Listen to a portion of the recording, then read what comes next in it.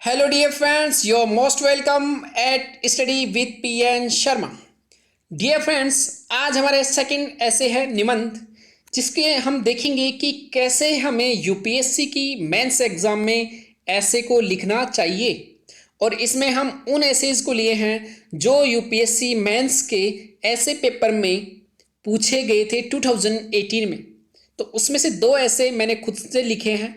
ये दृष्टि जब एग्ज़ाम लेती है, दृष्टि के जो निबंध की एग्ज़ाम थी उसमें मैंने दोनों एसेज को लिखा था, तो वहीं से मैंने ये दोनों ऐसे लिए।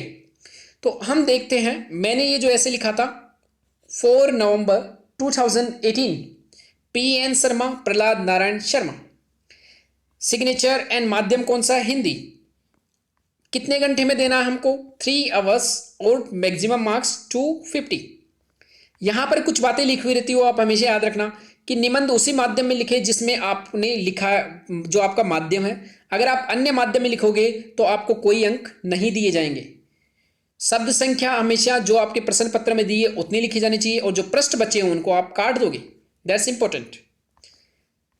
यहां पर मुझे फर्स्ट जो ऐसे था उसमें 70 मार्क्स थे, सेकंड जो ऐसे है जो अभी आज देखेंगे उसमें 60 मार्क्स।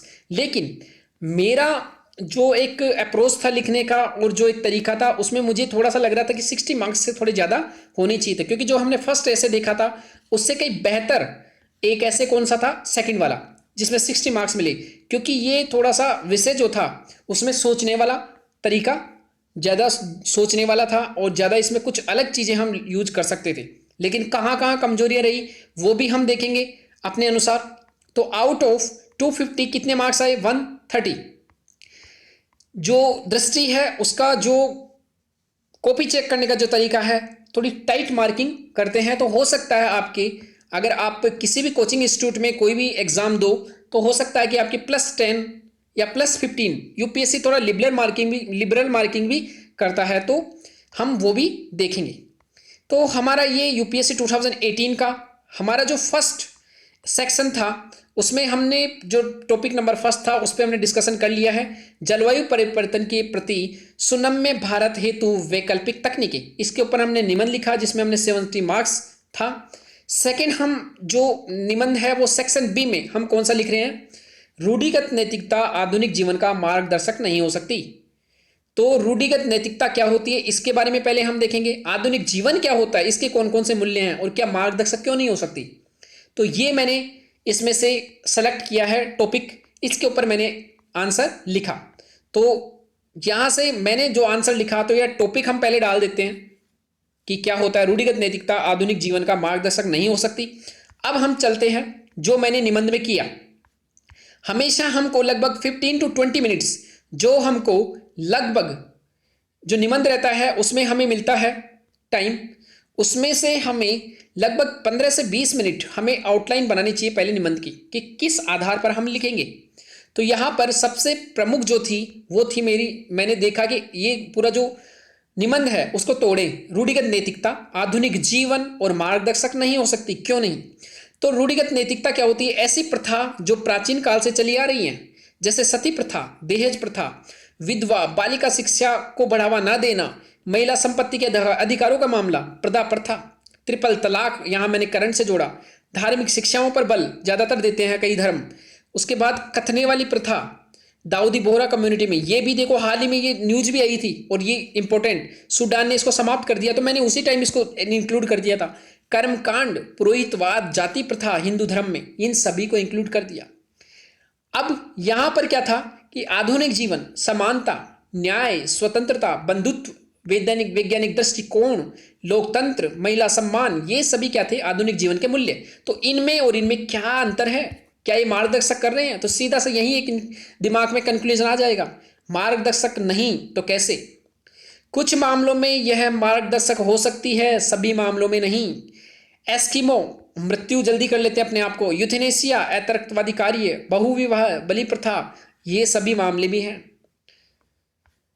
माँ बहन के रूप में सम्मान, पत्नी के रूप में पुरुष के अधीन, तो यहाँ अंतर है। संतारा प्रथा, यूथेनेसिया, बहुविवाह, इनको भी यहाँ इंक्लूड किया गया। बलि, राजा जो बलि दी जाती है, मृत्यु भोज, स्त्री सम्मान, मंदिर में प्रवेश न देना, सबरीमाला का मैंने इंक्लूड कर दिया करंट वाला टॉपिक। यहाँ 3 धाराएं मैंने इंक्लूड करी। धारा 377 जो समलैंगिकता को अपराध की श्रेणी से बाहर निकाल दिया है। धारा 497 इसमें जो एडल्ट्री है उसको हटा दिया गया। धारा 498 दहेज प्रथा, बलि प्रथा। लास्ट में मैंने केवल एक ही इंक्लूड किया है, जो मैंने लिखा है कि ये जो मैंने रफली बनाया उसको मैंने पूरा कोटेशन के रूप में लिख दिया। कहानी के जो एक वाक्य जो रहते हैं कविता के रूप में, वो मैंने लिखा। अब स्टार्ट करते हैं हम कैसे हमने क्या क्या इंक्लूड किया है इतने से निबंध में। रूढ़िगत नैतिकता आधुनिक जीवन का मार्गदर्शक नहीं हो सकती। तो मैंने क्या किया, स्टार्ट कैसे किया, हमने स्टार्ट करना है एक प्रभावी लाइनों से। साथ में हमको पैराग्राफ में निबंध लिखना है। हमको 1 2 3 4 ये नहीं लिखना। हमको ये नहीं लिखना है कि प्रस्तावना, फिर बॉडी और फिर कंक्लूजन, निष्कर्ष।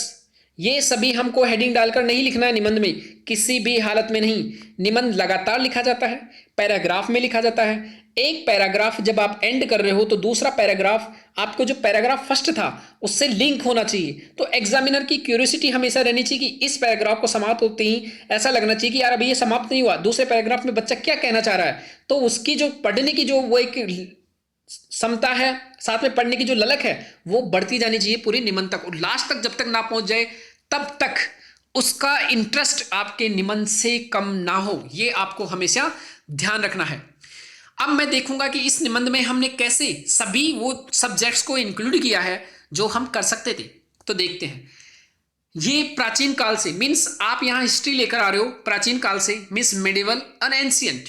प्राचीन काल से ही भारत और विश्व के अनेक भागों में कुछ ऐसी प्रथाएं और परंपराएं चली आ रही है जो आधुनिक काल के मूल्यों से समन्वय नहीं रखते, विरोधाभासी दिखाई पड़ते हैं, परंतु समाज और आज भी उन मूल्यों में अपनी नैतिकता का हिस्सा बताते हुए उन्हें मानता है। प्राचीन काल से आधुनिक काल के बीच कई रूढ़िगत नैतिकताओं को आधुनिक मूल्यों के साथ तर्क संगत नए पाए जाने के कारण दूर किया गया, जिसमें सती प्रथा, विधवा प्रथा प्रमुख हैं। परंतु कई रूढ़ियां आज भी समाज में प्रचलित हैं जिन्हें दूर करने के प्रयास तो हुए, लेकिन समाज आज भी पूरी तरह उनको छोड़ने के लिए तैयार नहीं है। एग्जाम्पल, बलि प्रथा, दहेज प्रथा, बालिका शिक्षा को प्रोत्साहित न करना, महिला संपत्ति का अधिकार, प्रदा प्रथा, कर्मकांड, पुरोहितवाद, जाति प्रथा, मृत्यु भोज, महिलाओं को मासिक धर्म के समय अपवित्र मानना। अब यहां पर आप देखिए कि जो इंट्रोडक्शन की 10-15 लाइन है उसी में मैंने क्लियर कर दिया स्टैंड कि मैं ये भी जानता हूं कि रूढ़िगत नैतिकताएं क्या है, साथ में इनमें क्या प्रॉब्लम है। तो एग्जाम्पल के साथ ही आपने यहाँ केवल इतनी से लाइन में फिक्स कर दिया। तो यहाँ पर आपने क्या किया है कि जो एग्जामिनर है, जो चेक कर रहा है, कॉपी चेकर, उसमें ये डिसाइड कर दिया कि लड़का जो लिख रहा है वो एकदम सही लिख रहा है। मीन्स हवाबाजी नहीं कर रहा, हवाबाजी वाली बातें नहीं कर रहा, इसको सब्जेक्ट की गहराई का पता चल चुका है और ये उसी के अनुसार अब निबंध लिखेगा। तो जब आपने क्लियर केवल पहले पैराग्राफ में स्टैंड क्लियर कर दिया अपना कि मेरे को ये जो निबंध का आपका विषय है वो पूरी तरह समझ में आ चुका है, मैं उसी दायरे में रहकर अब निबंध लिख रहा हूं, तो ये एक पॉजिटिव आपने पहली first impression is last impression आपने यही डाल दिया। अब हम आगे बढ़ते हैं। यहां पर रूढ़िगत नैतिकता आधुनिक मूल्यों के साथ विरोधाभासी दिखाई पड़ते हैं, क्योंकि रूढ़िगत नैतिकताओं में किसी मनुष्य के समाज के आधुनिक मूल्यों का महत्व नहीं दिया जाता। अब दूसरे पैराग्राफ में मैंने क्या किया कि अगेन एक दूसरा मैंने अपना सीक्रेट जो था उसको ला दिया। दूसरा जो एक बोलते हैं ना फर्स्ट इंप्रेशन, अब इस सेकंड इंप्रेशन आ गया कि मैंने फर्स्ट में जो रूढ़िगत नैतिकता थी उसके मूल जो प्रॉब्लम्स थी वो गिना दिए। अब मैंने दूसरे पैराग्राफ में क्या किया कि इंटरेस्ट बना रहे एग्जामिनर का, मैंने क्या किया कि आधुनिक मूल्य कौन कौन से हैं उनको दिखा दिया कि स्त्री पुरुष समानता, स्वतंत्रता, न्याय, बंधुत्व, वैज्ञानिक दृष्टिकोण, लोकतंत्र, तर्कवाद, महिला सम्मान आदि रूढ़िगत नैतिकताओं के दायरे में कहीं खोसे जाते हैं। तो ये क्या है, थोड़ी फिलोसफिकल भाषा आ गई। बाकी ये भाषा जो है आपने अच्छा लिखा। विभिन्न समाजों में स्त्री और पुरुष में सम्मान नहीं समझा जाता। स्त्री को मां, पुत्री और बहन के रूप में तो सम्मान दिया जाता है, लेकिन पत्नी के रूप में उसे पुरुष के अधीन समझा जाता है। तो यहां पर आपने बहुत एक अच्छा लिखा। उसकी स्वतंत्रता पर कई तरह के अंकुश लगाए जाते हैं जो आधुनिक मूल्य समानता पर सरासर उल्लंघन है।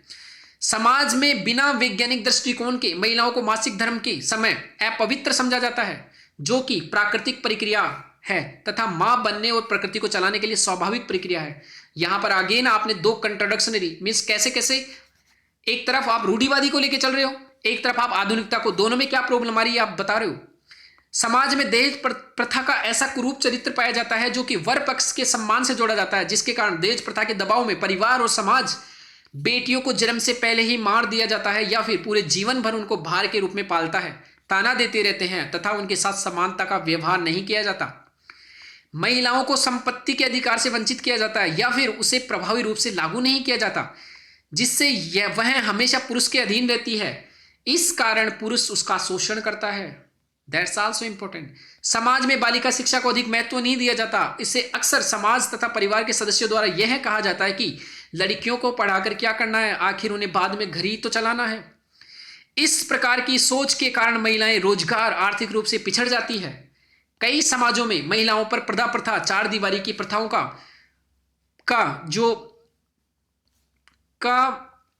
और उन्हें व्यवस्थापूर्वक सहन करना पड़ता है। तो चार दीवारी की प्रथाओं को लांगा या लादा जाता है, मीन्स लादना। यहां पर एक काम मैं कर सकता था अपने निबंध में, बहुत बेहतर होता कि मैंने क्या किया है कि यहां पर एक इंडेक्स में डाल सकता था, ग्लोबल जेंडर गैप इंडेक्स।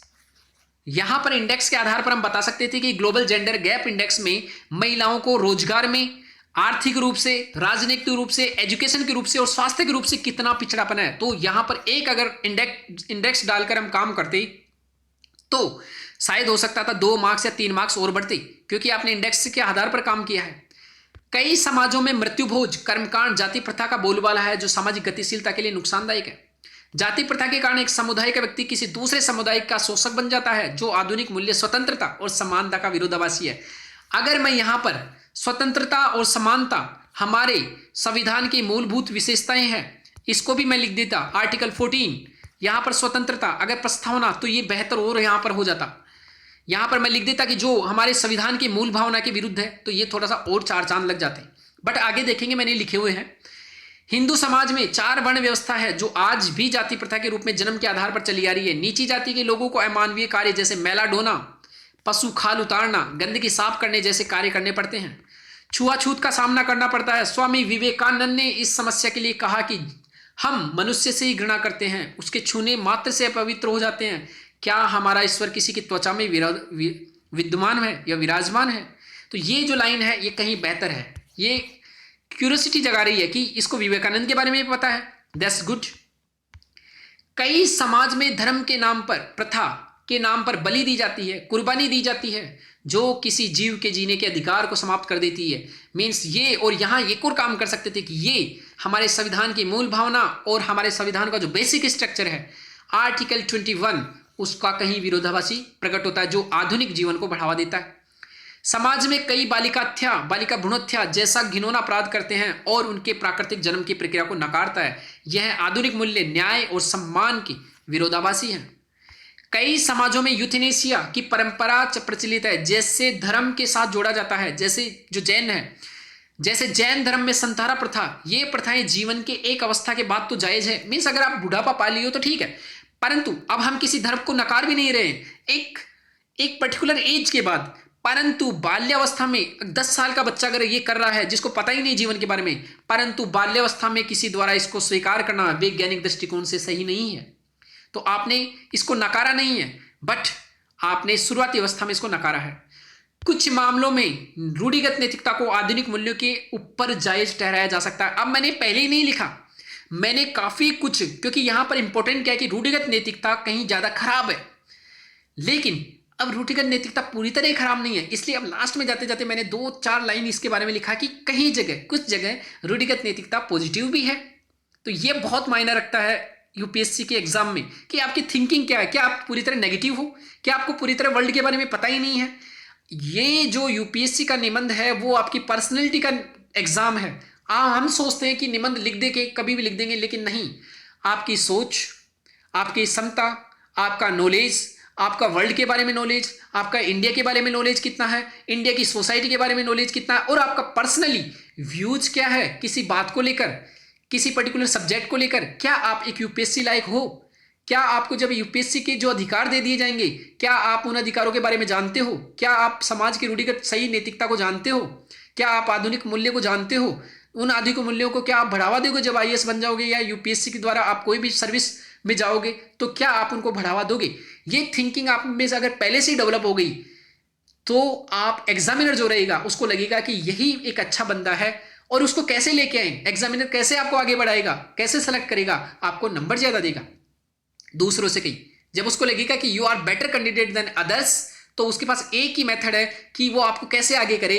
आप पर्सनली उसे नहीं जानते, जस्ट बाय नंबर्स, वो आपको नंबर्स एक्स्ट्रा देगा।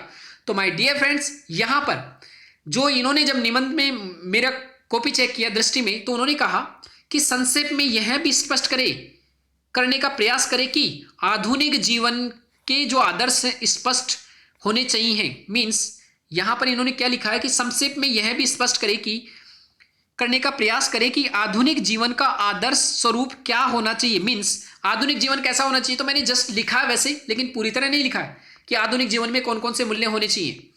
अब यहां पर देखते हैं, कुछ मामलों में रूढ़िगत नैतिकता को आधुनिक मूल्यों के ऊपर जायज ठहराया जा सकता है, जैसे कि व्यक्ति, समाज, देश की परिस्थितियों और समय पर निर्भर करता है। साइबेरिया में अत्यधिक ठंडे इलाकों में भोजन की अत्यधिक कमी और संघर्षपूर्ण जीवन के कारण एस्किमो लोग अपनी भावी पीढ़ी को बचाए रखने के लिए वृद्धावस्था में अपने प्राण स्वयं ही त्याग देते हैं, ऐसी वहां प्रथा है।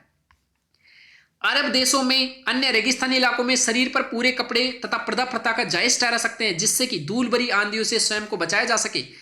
किसी समय कुछ विशेष योद्धा और युद्ध प्रिय समाजों में पुरुषों की युद्ध में मृत्यु के कारण अत्यधिक कमी से बहुविवाह प्रथा का प्रचलन था, जिसे एक पुरुष की एक से अधिक पत्नी होना जायज ठहराया जा सकता है। यह आपकी बहुत बड़ी मनोवृत्ति को समझा रहा है। वर्तमान समय में वैश्विक दशाएं तेजी से, अब आप आ जाओ वर्तमान में क्या हो रहा है। वर्तमान समय में वैश्विक दशाएं तेजी से बदल रही है तथा अब वैश्वीकरण का दौर है, एलपीजी, जिसके कारण व्यक्ति, समाज और देश की परंपराएं आधुनिक समय के अनुसार बदल रही है। समाज और देश आधुनिक मूल्यों को धारण कर रहे हैं। किसी समय अधिकतर देश उपनिवेशवाद, तानाशाह, किसी अन्य शक्ति के नियंत्रण में थे, परंतु वर्तमान में ज्यादातर देशों में लोकतंत्र का विकास हुआ है। अभी आधुनिक जो है मूल्य वो है लोकतंत्र। समाज में समानता और सम्मान के आधुनिक मूल्यों को मान्यता मिली है। जहां हमारे देश में किसी समय समलैंगिकता को लेकर विरोधाभास था, आज उसी को लेकर धारा 377 पर सुप्रीम कोर्ट का निर्णय मानवाधिकारों की दिशा में एक सकारात्मक कदम है। अब आपने धारा 377 सुप्रीम कोर्ट को आगे लाके खड़ा कर दिया। आपने खुद ने नहीं बोला कि समलैंगिकता समान है, आपने सुप्रीम कोर्ट को ला दिया। आप जब भी निबंध लिखे, आप जब भी क्वेश्चन आंसर लिखे, कोई रिपोर्ट, कोई कमेटी की रिपोर्ट, कोई ऐसा आयोग, सुप्रीम कोर्ट या फिर गवर्नमेंट की कोई रिपोर्ट, कोई इंडेक्स ऐसा आगे रख दो कि अगर आप बोलोगे कि मैं ऐसा सोचता हूं वो ठीक है, लेकिन उसकी जगह आपने किसी और को, महात्मा गांधी ऐसा सोचते थे, तो आपने अपने को बचा लिया, उनको आगे कर दिया। मीन्स उनकी थॉट से तो जो एग्जामिनर रहेगा वो भी प्रभावित होगा। तो वो आपकी जो थॉट है, खुद की आपकी जो आर्ग्यूमेंट्स है, उनको एग्जामिनर नकार नहीं सकता। तो इसलिए हमेशा हमको रिपोर्ट्स, ये इंपॉर्टेंट है यूज करना। तो यहां पर सुप्रीम कोर्ट आगे महिलाओं को पुरुष की संपत्ति के रूप में मानने वाले धारा आईपीसी 497 को भी सुप्रीम कोर्ट द्वारा असंवैधानिक करार देना। मींस इसमें क्या होता था, एक महिला को पुरुष के अधीन समझा जाता था। तो यहां पर सम्मान और दृष्टिकोण से लागू करना है। सुप्रीम कोर्ट के विभिन्न निर्णयों द्वारा, जैसे महिलाओं को मंदिर में प्रवेश दिलाया गया, जिससे सबरीमाला, जिससे उनके अपवित्र होने की भ्रांतियों को तोड़ा जा सके और समानता की भावना की रक्षा हो सके। आगे रूढ़िगत नैतिकताओं को दूर करने के प्रयास हर समय हर काल में होते रहे हैं। इनमें राजाराम मोहन राय, अब आपने हिस्ट्री जोड़ दिया और एकदम आपने जो क्रिस्पीनेस निबंध में वो आप डाल रहे हो। दयानंद सरस्वती, ईश्वरचंद्र विद्यासागर, विवेकानंद, मीन्स आप इन लोगों के बारे में भी जानते हो कि ये लोग भी थे, इन्होंने क्या किया इसके बारे में एग्जामिनर खुश हो जाएगा। बाबा आमटे के नाम प्रमुख है।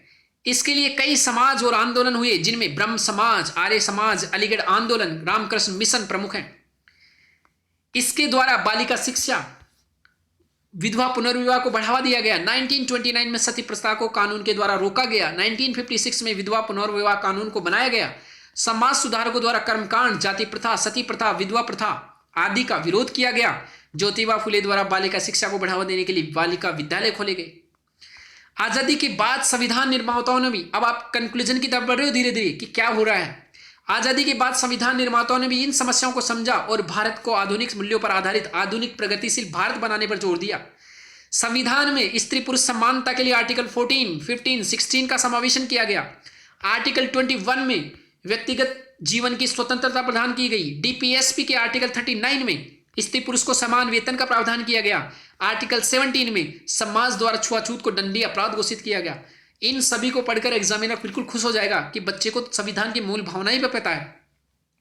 अब सरकार के बारे में चलते हैं। सरकार ने क्या क्या किया? सरकारों द्वारा विधायी प्रक्रिया द्वारा समाज को आधुनिक बनाने के लिए कई योजना चलाई, जिनमें स्वतंत्रता, समानता, न्याय, बंधुत्व की भावना और धर्मनिरपेक्षता की भावना का सम्मान हो सके।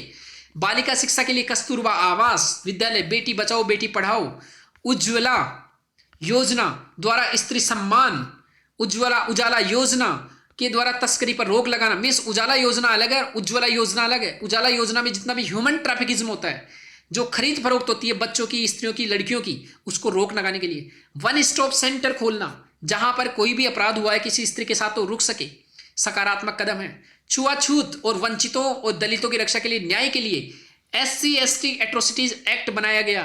बालिका हत्या और लिंग परीक्षण की जांच को आपराधिक घोषित किया गया। ये भी यहां पर आपने लिख दिया तो 4 चांद लग गए। इन्होंने क्या मेरे को सजेशन दिया है? कुछ अन्य बिंदुओं के माध्यम से आधुनिक जीवन के उन लक्ष्यों की भी चर्चा करें जिसे प्राप्त करने में रूढ़िवादी नैतिकता बाधक है। तो आप, मैंने लिखा तो है लेकिन ये पूरी तरह सेटिस्फाई नहीं है, तो कोई बात नहीं, और लिख सकते थे।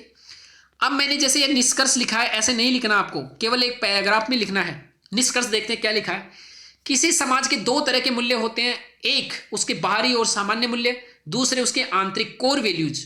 मीन्स एक बाहरी मूल्य, एक कोर वैल्यूज। समाज के कोर वैल्यूज को बदलने में अधिक समय लगता है, जबकि बाहरी मूल्यों को आसानी से बदला जा सकता है। जैसे लोगों का जींस पहनना, नई लाइफ स्टाइल को अपनाना, ये बाहरी वैल्यूज है। इनको बदल भी जाता तो समाज टेंशन नहीं लेता है। परंतु अंतरजातीय विवाह, अपने धर्म से अलग जाकर विवाह करना कोर वैल्यूज है, जो जल्दी से एक्सेप्ट नहीं की जाती है हमारे समाज में।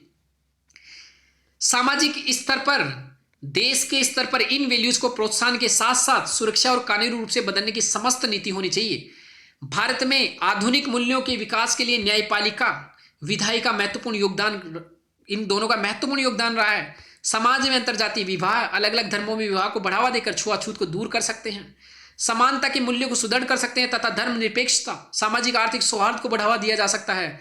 रूढ़िगत नैतिकता को दूर कर ही हम आधुनिक मूल्यों को सार्थक दिशा में गति दे सकते हैं।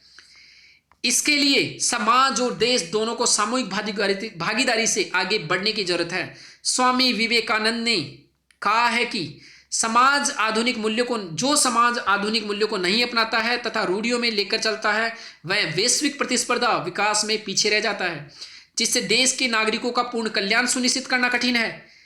इसी कारण उन्हें सुदृढ़ और एक अच्छी भारतीय परंपरा और पाश्चात्य वैज्ञानिक विचारों पर जोर दिया। देखो कितनी अच्छी बात है, उन्होंने पाश्चात्य वैज्ञानिक विचारों पर भी जोर दिया।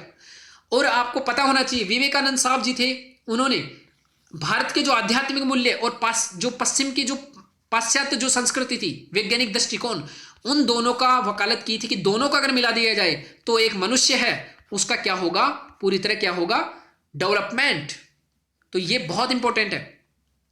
देश की, यहां पर इन्होंने मुझे सजेशन दिया कि देश की आधी मानवीय संसाधन मीन्स महिलाएं अगर उत्पादन कार्यों में न लगाया हो तो निश्चित ही रूप से देश अपेक्षाकृत गति से विकास बड़ी कर सकेगा। मीन्स अगर जो महिलाएं हैं उनको रखा गया बाहर इकोनॉमी से, अगर उनको भी इंक्लूड कर लिया जाए तो इन्होंने एक सजेशन दिया है। इन्होंने कहा है अपेक्षित सभी बिंदुओं की उत्तर में सम्मिलित करें। मीन्स जो आगे इन्होंने बोला था उनको भी इसमें इंक्लूड करते इन्होंने 60 मार्क्स दिया है। अब हम एनालिसिस भी करेंगे। एक मैंने जो महिलाओं के लिए लिखा है एक कविता रूप में, मैंने अबला से सबला नारी होते देखा है, मैंने अबला से सबला नारी होते देखा है, बालिका शिक्षा को बढ़ावा मिलता देखा है, जन्नत की आरजू न रही अब मुझे, मैंने स्त्रियों का सम्मान और उनकी प्रगति होते देखा है। ऐसे कोटेशंस, ऐसी कविताएं, ऐसे वाक्यांश भी आप लिख सकते हो बीच बीच में।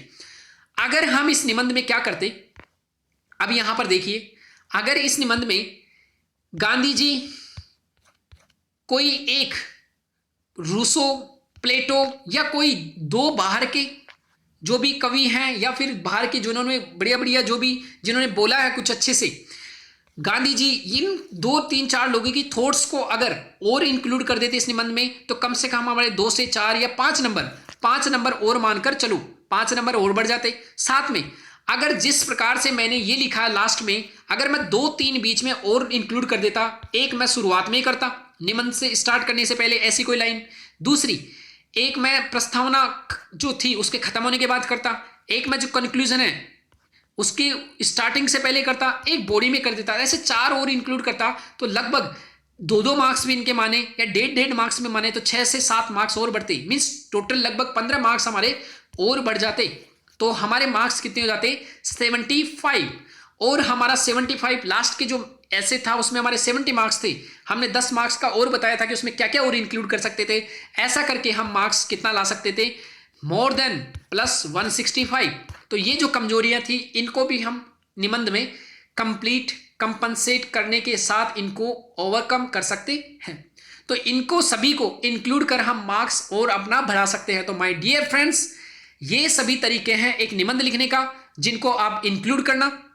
ओके, मैं पीडीएफ आपको लिंक में दे दूंगा, वहां से आप गूगल ड्राइव से उसको डाउनलोड कर लेना। तो my dear friends, thank you very much for today's essay analysis.